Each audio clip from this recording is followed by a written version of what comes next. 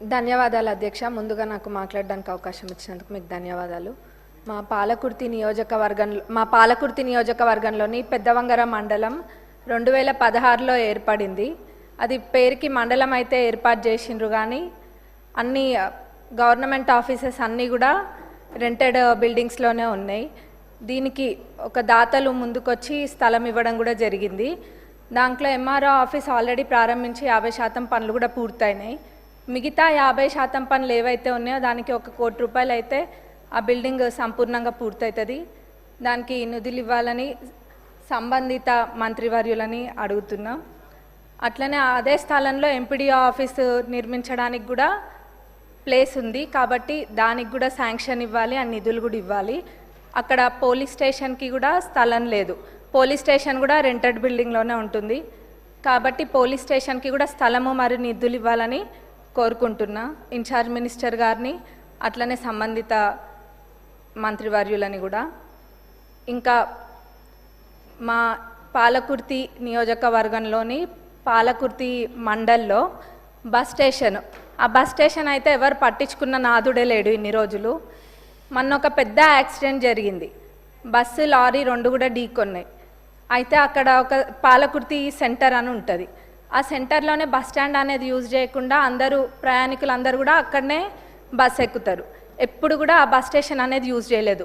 మన ప్రజాప్రభుత్వం అధికారంలోకి వచ్చినాక అక్కడికి వెళ్ళి అదంతా క్లీన్ చేయించి ఇక్కడ లేదు బస్ స్టేషన్ ఇక్కడనే వాడాలి, రోడ్ పైన ఉంటే ప్రమాదాలు జరుగుతాయని చెప్పి అక్కడ దాన్ని ఏదో అట్లా నడిపిస్తున్నాము. కానీ అక్కడ డెవలప్మెంట్ అనేది చాలా అవసరం. అది అసలు కూడా పరిస్థితి బాగాలేదు, శిథిలావస్థలో ఉన్నట్టుగా ఉంది.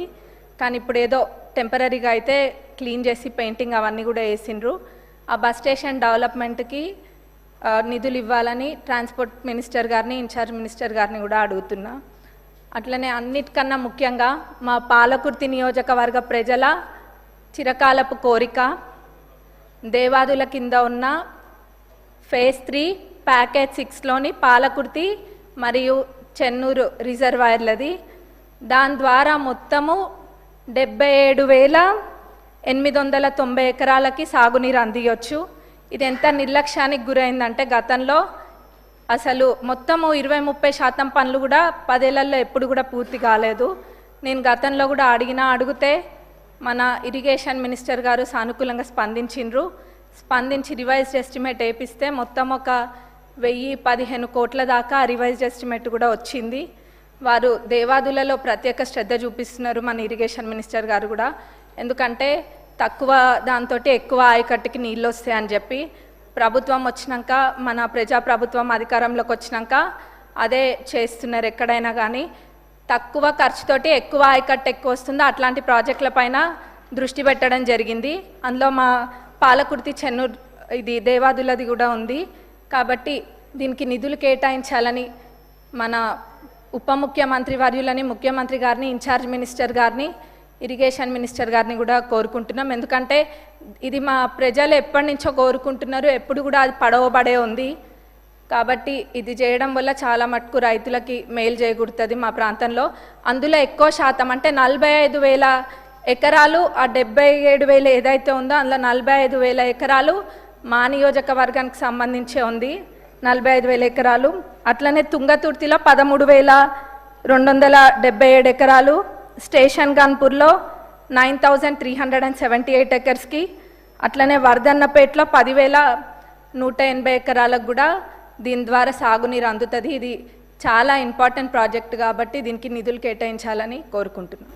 ధన్యవాదాలు అధ్యక్ష. గౌరవ మంత్రి గారు.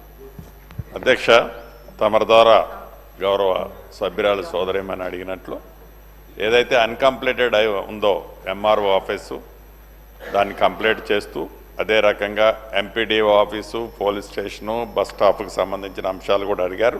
తప్పకుండా వాటిని కూడా పరిశీలించడం జరుగుద్ది.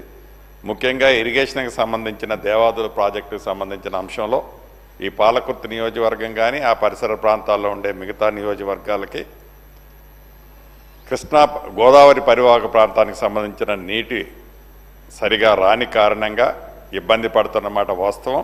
ఫేజ్ 3కి సంబంధించిన దాంట్లో రేపు ప్రతిష్టాత్మకంగా ఈ ప్రభుత్వం ఏర్పడిన తర్వాత గౌరవ ముఖ్యమంత్రి రేవంత్ రెడ్డి గారు కానివ్వండి, ఉప ముఖ్యమంత్రి గారు అదే రకంగా ఇరిగేషన్ శాఖ మంత్రి వర్యులు కూడా ప్రత్యేక శ్రద్ధ తీసుకొని ఆ ఫేజ్ 3కి సంబంధించిన ఆ స్కీమ్ని కంప్లీట్ చేసి రేపు ప్రారంభించుకోబోతున్నామని ఈ సభ ద్వారా వరంగల్ ఉమ్మడి ఖమ్మం జిల్లా రైతాంగాన్ని అందరికీ కూడా తెలియజేస్తున్నాను అధ్యక్ష.